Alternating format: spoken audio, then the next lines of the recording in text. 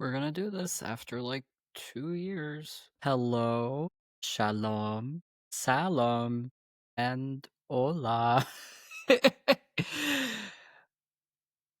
It's been a very long time. Hi, my name is Michael, and this is Hot Jewish Energy. Welcome to season 2 of what I have formally called the Hot Jewish Podcast. For trademarking reasons, I changed it. So it's now This is Hot Jewish Energy, the podcast. So welcome. There's going to be a full, immense rebrand of this after this season, but we are here. It has been 2 years since I've been in front of this camera talking, just being real. And well, I'm always real, but being very raw, like more raw than I usually am online. And there has been a lot. For starters, Israel's in a war right now. Season 1, Israel wasn't in a war. And just to preface, a lot of these interviews, a lot of these episodes were filmed pre-war. So there might not be mention of the war, and that is why, because it wasn't in existence. It didn't start. That's that. Some of the episodes I did refilm after the war last year, so those are up to date, and those are more October 7th focused. It's been a very long time, a lot of life changes, a lot of good, a lot of bad. I don't even know where to start. Well, I kind of do because I already planned this. So in this season 2 season premiere, I'm going to be talking about just family related things, friend related things, and school related things, which is very, very touchy for me. A lot has been happening. It's been very emotional, especially friends and family related things in schools. So I'm going to be talking about that, stuff that I haven't really talked about online, and some stuff that I have and some stuff that I haven't, but you get it. It's just catching up. This is our catch up. This is me and you, friend. We're gonna talk. I don't know what's gonna happen. I haven't really sat down and talked about this stuff except with my therapist, which I started going back to recently. So it's gonna be a lot. I guess I'm gonna start off with friends because everyone always says friends and family. So we're gonna start off with friends. I am at a point in my life where I have really just hit a switch on the people that I have in my life, that I choose to have in my life. I was in modern Orthodox yeshiva for like 10 years of my life, 2 modern Orthodox yeshivas, and most of my friends were Jewish. I was in a bubble. I was a non-Orthodox person in an Orthodox yeshiva, and I didn't really have any friends outside of that. And then when I switched over to public school, my friends were still pretty Jewish because I'm in an area where there are a lot of Jews, mostly Reform. So it's funny because I ended up going from the least observant person in my yeshiva, one of the most, to being the most observant person in my high school, which was it was a very weird contrast. And it didn't happen until college where that really shifted for me, and most of my friends ended up not being Jewish. And I was really I felt like the odd one out. I had a lot like of Judaism still in my life, and it's always been in my life. And I had to explain a lot. And I think a lot of people relate with that, of having to explain things to people. And don't get me wrong, when I have a friend who wants to learn, it is such a gift to be able to share my love of my faith and my ethnicity and my culture and my people to someone who doesn't know. Like, it's the biggest gift you can never receive, to be able to share that with someone. With that said, it gets exhausting, especially when most of your friends aren't Jewish. You don't have anyone to talk with about things that are just common knowledge.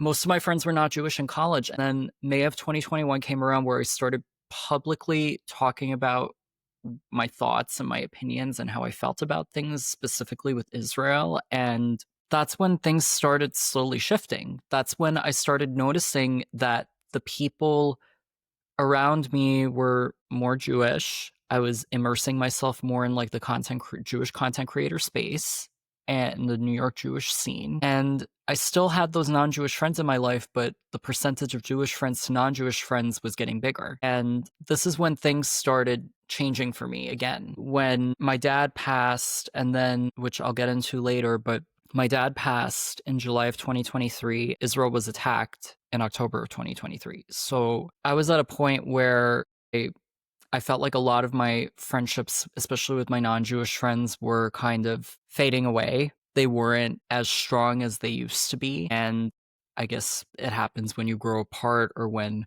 you get involved with different people. Specifically, the people that I used to be friends with, they got involved with the wrong people, but that's another thing. I kind of felt like those friendships weren't strong. And this was the first instance of where I lost a friend. Like I truly lost a friend.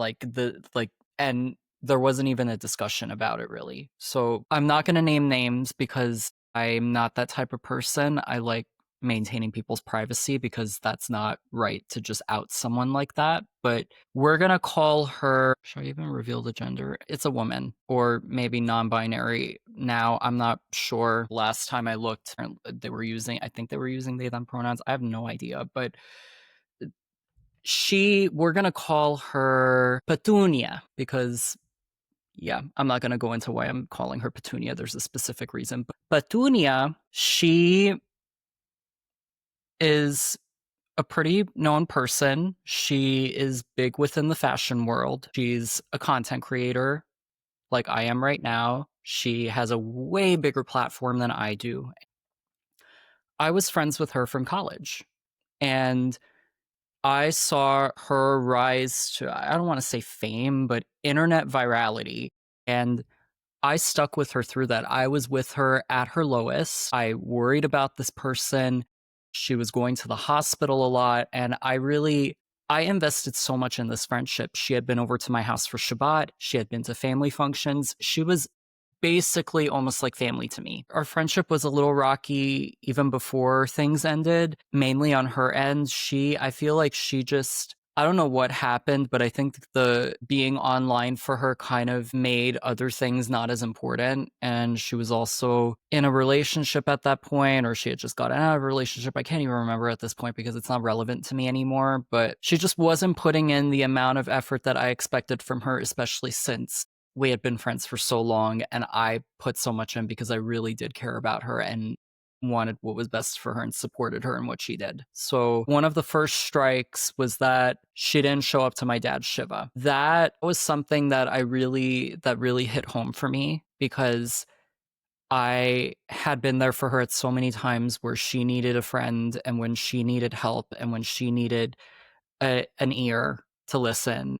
And this was literally the lowest point of my life thus far. And I messaged her the day after my dad passed and I said, hey, I really need to talk with you. And she said, oh yeah, no problem. I'll call you tomorrow. She never called. And I'm at a point in my life where I'm not going to chase someone down, especially if I'm going through something extremely traumatic and it's about me now.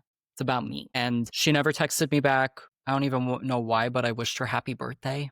I wished her happy birthday at one point, and she was like, oh, thank you so much. And I said, how are you doing? Because I knew she was having a tough time. And she said, oh, I'm being taken care of. Don't worry. I'll see you soon. Then after that, don't hear from her for like 2 or 3 months.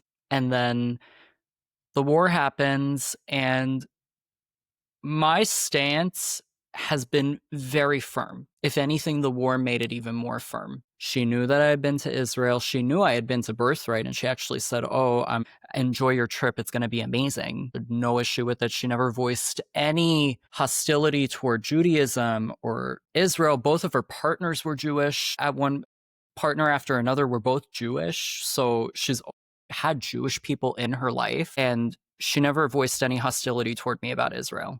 And she knew my opinion. She knew my stances. She had been friends with me for a while at this point, since like 2018. And I didn't see it coming. I really didn't. All of a sudden, I think it was like end of October, beginning of November, I go on her profile because I'm like thinking, oh, I haven't really heard from her in a really long time. I'm going to see what's going on. I'm going to check in on her. And I looked at her profile. She not only unfollowed me, but she removed me as a follower. She silently blocked me. I go ahead and text her because I'm like thinking, what the hell is going on? And I message her. The text turns green. I'm like, oh, so my number is blocked too. Great. So I go onto Instagram and I DM her because at that point I'm not blocked. And on Instagram, and I DM her, I said, hey, what's going on? And she basically, oh my gosh, do I even want to pull it up? No, you know what? I'm just going to paraphrase it. She basically accuses me of making fun of children dying in Gaza, which I have never done on my platform or have never done in my personal life. I've never made fun of children dying. I've never made fun of any innocent person dying. So I don't know where she's getting that from.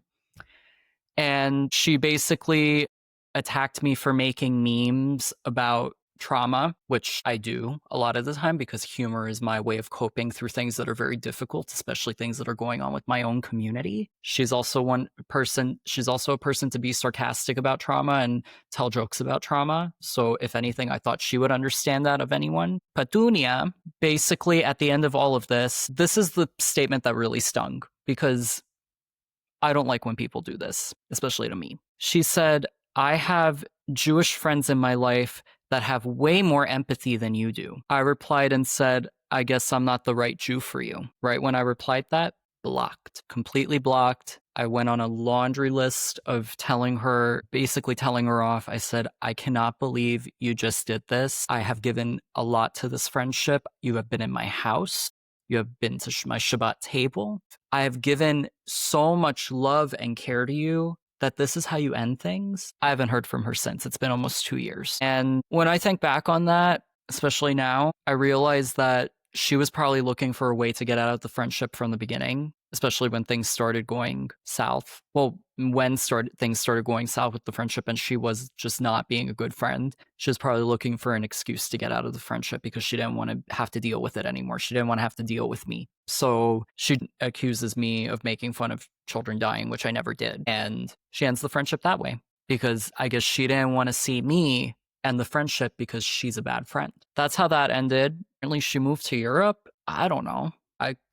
I'm not gonna lie. I have an account that I look at her account on that isn't affiliated with any of my other accounts, and I'm able to see her account, and that's how I I check in because I'm curious. I'm a human being. I want to see what she's up to. I want to see what the hell is going on. I want to see if she's like fully been indoctrinated, which she probably has. She just doesn't post it on her platform, to my knowledge, at least not on her main feed. That was the first one because there are two more. The second friendship that ended was actually with someone who's Jewish. Who are we going to call him? Oh my gosh, what are we going to call him? Should we just keep going with the flower theme? Chrysanthemum. Let's go with Chrysanthemum. So Chrysanthemum, I had been friends with him for a very long time, like over 10 years. Like we went to camp together, been over at my house. We had a little thing when we were young, nothing crazy, like literally for like a second. And we both didn't know that we were gay at that point, but ended up both being gay. This friendship wasn't as strong. Like I wouldn't go and tell my grievances to him. I would see him in like group settings. I didn't like actively go and hang out with him on my own and it just intimately.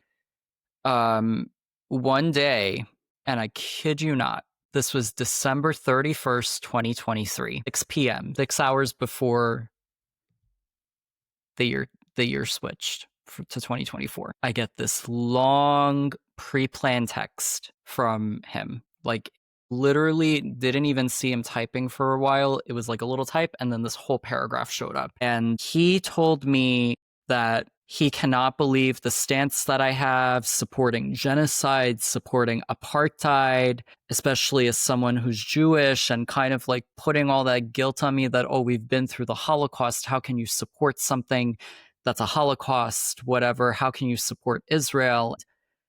He ended the text message with this line, which really, I was just like, sure, okay. He said that I will have a clear conscience knowing that I did not stand with genocide and I stood on the right side of history. I should have just not responded and left him unread, but I responded and I said, wow, best of luck to you. I didn't know what else to say because it was just insane. And now his profile's full of Palestinian flags, full of free Palestine. I think he has grandparents that are Holocaust survivors or ancestors that are Holocaust survivors. And he's still friends with my other friends. And I'm just like, he is literally such a shitty person. He literally shamed another Jew.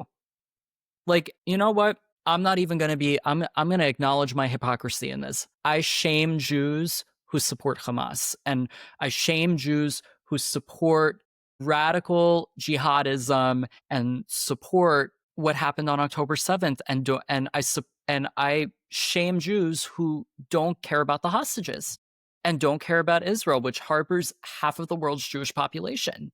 I of course shame them because they are literally throwing their own community under the bus. But for him to tell me that I should be ashamed of myself for standing up for more than half of our community, you have no right to say that. You use your Judaism when it poses an advantage to you, and it's sick.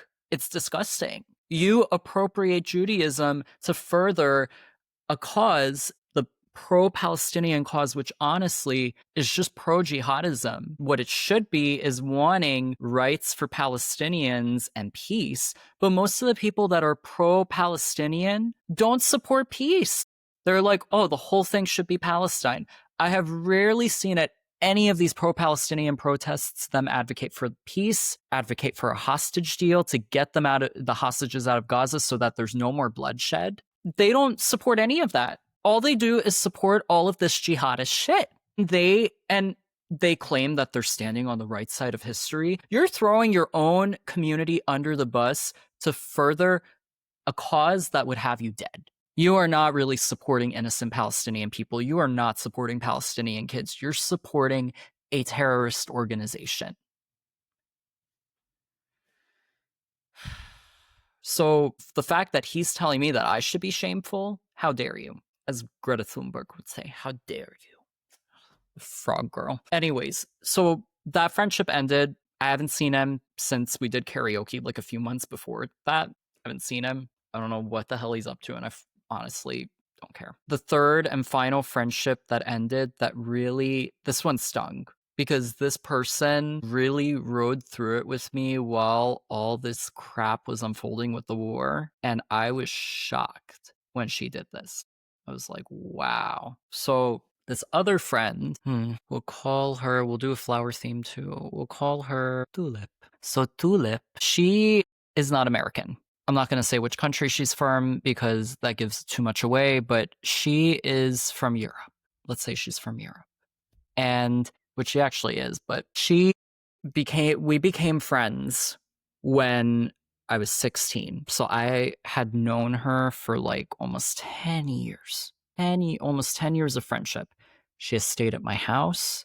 She has been at family functions. She has been at my Thanksgiving table. If her parents have come over, she was basically family to me. And she had known multiple times that I'd been to Israel. She had absolutely no issue with me being Jewish, being supportive of Israel. She had nothing against that. I tell you, nothing. And when she came here for school, and I'm not going to say the school that she went to, let's just say it is in New York City. She did go to school in New York City. So she went to college in New York City. She just changed. Like, I already felt that the friendship was kind of dwindling right when she came because her personality and her demeanor changed. But when she came to school in New York, she just got involved with the wrong people. This is my opinion. She got involved with the wrong people. She started dating the wrong person, ended up breaking up with this person, but then getting back together, which I did not support at all, but told her I didn't support it and she still did it. That's her business. But she got involved with the wrong people and she got indoctrinated. She got fully indoctrinated. I'll just give a little bit of detail into who her family is. Her family is so supportive of Israel. They're so supportive of the Jewish community. I think her grandfather or great-grandfather actually hid Jews during the Holocaust and saved Jewish people. So they are friends to the Jews and to Israel. Like, I remember her mom reached out to me and she said, "Oh, I know it's a very hard time right now. I just want to offer my support." And I was like, wow, her family's amazing. I don't know what the hell happened. And I felt our friendship kind of dwindling when she came to the States and started college. She was really turning into a different person, and it wasn't a person that I was vibing with. She just wasn't being a good friend. She just really wasn't being a good friend. It was just very weird. It was just a very weird rift between us, and then this is the situation that ended the friendships. She told me in end of like around November. I think I literally saw her like 2 days before October 7th happened, and I saw her like a month or two later. We met we met somewhere and had a drink. I was very upset. And she sat there, she heard me out, and she had told me, she said, I want you to know that my graduation is in May and I would really love for you to be there. I'm gonna save you a ticket, put it down in your calendar. And I said, absolutely. And I put it down in my calendar right then and there. I even requested off of work for it. April comes around and she messages me for my birthday and she says, oh, happy birthday. I'm so happy to have you in my life. And at the end of April, this is when a post that I made kind of rubbed people the wrong way, especially anti-Israel foreigners. I posted that if you are protesting out in the streets and taking part in these encampments and you're saying you're pro-Palestine when really you're not, you're echoing Hamas, that you should be deported. You should have your visa revoked and you should be deported, which I still stand by. If you're supporting a terrorist organization and you're endangering the lives of people and you're making a ruckus in a country that you're not even a citizen of, why should you be here?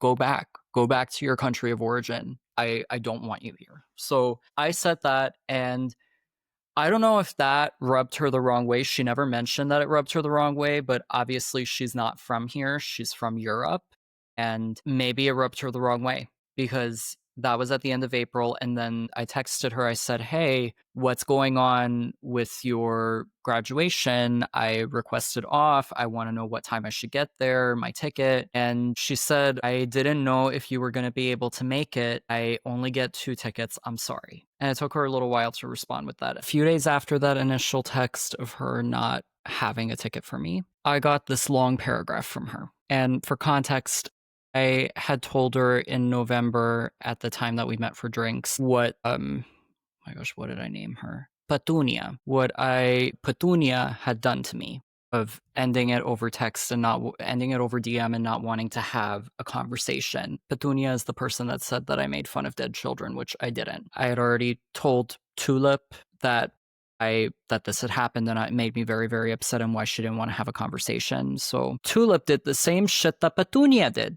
And also Chrysanthemum did the same shit, sent me this long ass message and said, oh, our opinions on the matter are very different, and I don't think she basically said, I don't think I can have this friendship right now. I need a break. She said, I need a break. I was so furious. This happened while I was at work, and I almost broke down crying. Like one of my coworkers was like, oh my God, are you okay? And I said, I just lost a 9-year friendship over text. She was like, oh my God. And I was like, yeah. Just because I support Israel's right to exist. And she said that she needed a break, and I gave it to her. I sent her paragraphs.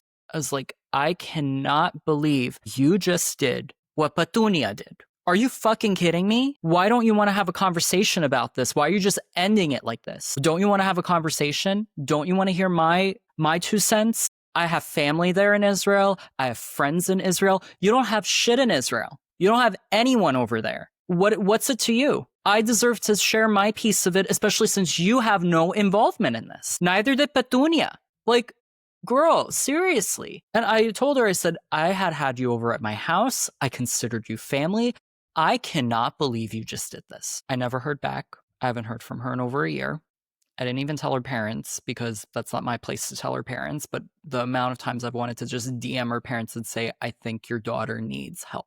I think she needs some serious deprogramming. And I think like a week ago, it was probably a week ago, I finally unfollowed her. It took a lot of, I don't want to say strength because that sounds silly in this situation. It took a lot of me to hit that button and unfollow her and kind of take her away from my life because I had so many amazing memories with her. Same with Petunia and even Chrysanthemum. I had great memories with them. And it's easier said than done to actively remove someone from your life. She did it to me. I finally did it to her. I unfollowed her. She's still following me back. That's probably going to change soon. But I had to rip off the Band-Aid because I could not hold on to that any longer.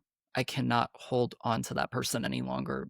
my really good friend who is not Jewish, and she is so supportive, and she's just an amazing person. She's one of my oldest friends, like over 10 years from high school. We were having dinner with her mom, and her mom told me that she, every New Year's Eve or at the end of every year, she goes through her contact list. And for anyone that she hasn't spoken to in a very long time, that didn't really hold any significance in her life and didn't really contribute anything friendship wise, she deletes their number. And I don't know if I'll ever delete the numbers. I think that that's going to be really tough, but unfollowing on Instagram, that's a start. And I'm glad that I did it because I don't deserve to be treated that way. No one deserves to be treated that way, especially of a friendship that's almost 10 years. No one deserves that.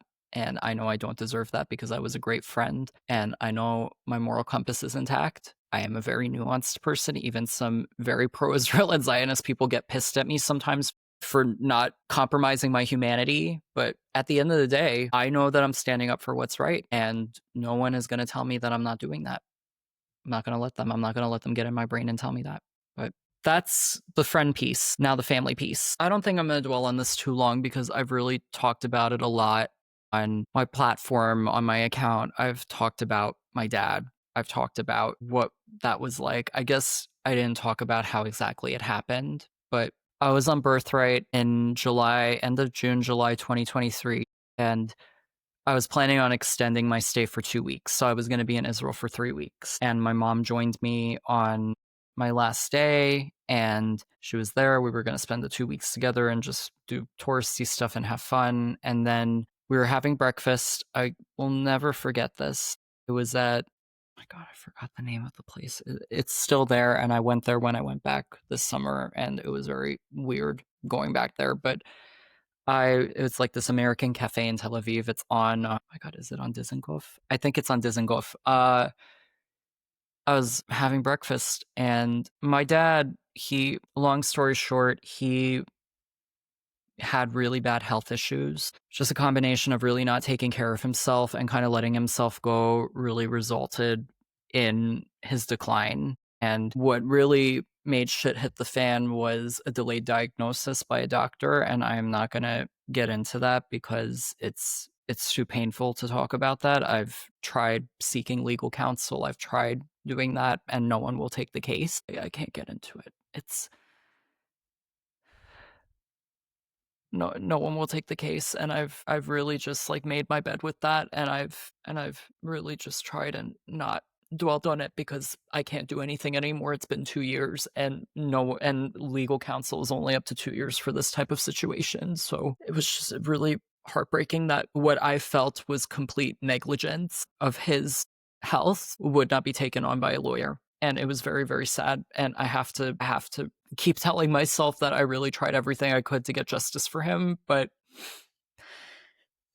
I can't help but feel like shit. Delayed diagnosis, and he had a bowel obstruction. He had gastric ulcers in the past. He had GI issues in the past, and I cannot believe that they delayed a day to put him in surgery to have that repaired. They had done a scope and they said, oh, the tissue looks pale, but it's not concerning. The tissue was dying. He went into sepsis the day after that. The day after they did the scope, this was December of 2022, and he almost died. They had to remove most of his small bowel. It was a nightmare. He had to be intubated for a month. He had a colostomy bag. He was on pressors. It was a fucking mess. And this was a man who did not have heart issues. He was on pressors.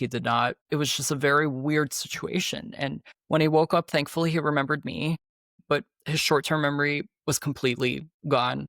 He remembered my mom. He remembered certain people that have been in his life for a very long time, but his short-term memory was gone. And for the next 7 months, it was living hell. Hospital back and forth, putting him in a nursing home because his muscles atrophied so much that he couldn't really effectively walk anymore.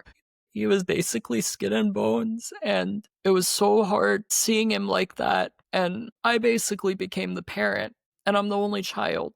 And my mom and my stepdad really did everything they could to help.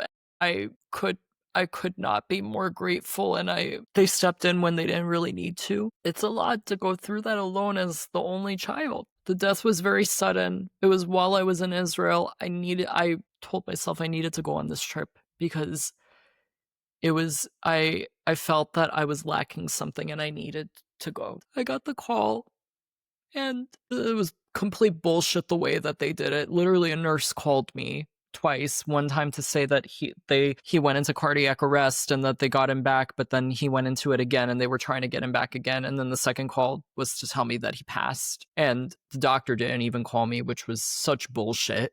I actually had to ask for the doctor to call me. Getting out of Israel for a Israeli airline, El Al, I love you, but you made something that was so traumatic so much more difficult for me. You gave me so many issues trying to get on a flight and get out. You were going to charge me over $1,000 to get out when my flight was paid for by birthright to leave. You made it so difficult. And this was what really made me realize that there's nothing like your own community. There were still people on my birthright trip in Israel who extended, and they came and spent hours with me on the day that he passed. They spent hours with me, and I will never forget that. I don't know if they're going to watch this or not, but I will never forget that. They sat with me.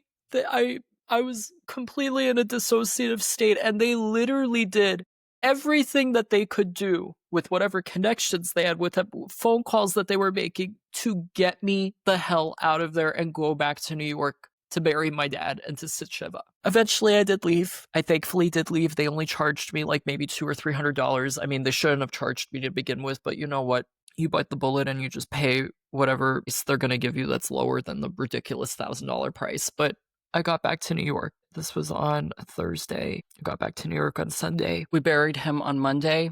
I sat Shiva alone, even though my mom was there, and she really supported me, and she's literally the best. And all I can say about this experience is that nothing ever prepares you for losing a parent, especially this young.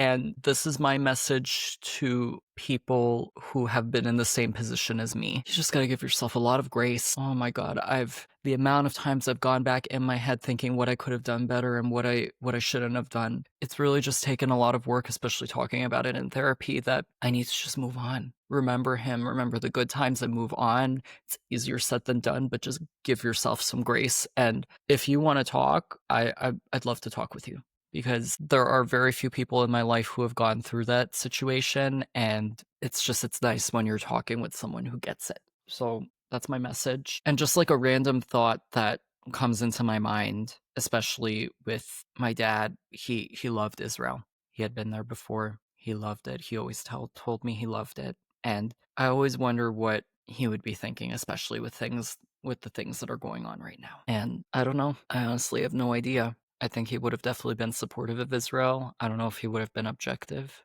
I have no idea. And I'll never know. I have to be okay with that. We are almost 50 minutes into this. Oh my God. Okay. And I still have to talk about school. So what we're going to do, this is the end of episode 1. So this is part 1. You're going to get part 2. And in that, we're going to talk about the war and school, because the war has infiltrated school. This has been episode 1, season 2 of This is Hot Jewish Energy. You can find me at Hot Jewish Energy Podcast. It used to be Hot Jewish Podcast. Now it's Hot Jewish Energy Podcast. And I'm on TikTok. I'm back on TikTok. Hot Jewish Energy, personal, Michael T. Valdes with an S at the end. I hope you guys enjoyed this episode and continue on to part 2 to hear more. All right. Love you guys. Thank you so much. Have a great day. Thank you for watching. This is Hot Jewish Energy. If you liked this episode, make sure to give it a thumbs up, subscribe, and share your favorite moment in the comments. If you're on any of the podcasting platforms, give us a 5-star rating and let us know your favorite part of the show. Thank you guys so much for watching, and I will see you in the next episode.